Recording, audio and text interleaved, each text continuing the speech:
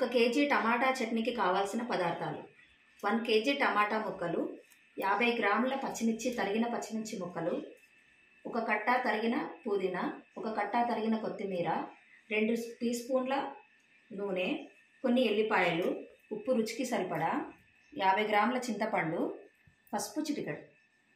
Stove వెలిగించుకుని దానిపై ఒక పాన్ పెట్టుకుని అందులో 2 స్పూన్ల ఆయిల్ వేయాలి.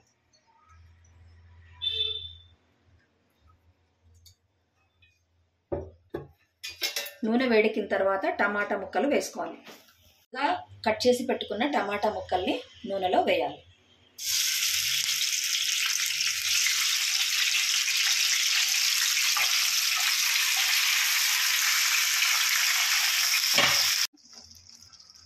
ముందుగా తరిగి పెట్టుకున్న కొత్తిమీర వేసి కొద్దిసేపు మగ్గనివ్వాలి.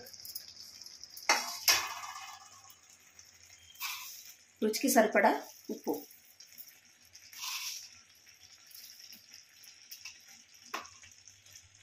వేసుకున్న 50 గ్రాముల చింతపండు, ఉల్లిపాయలు, చిటికెడు పసుపు,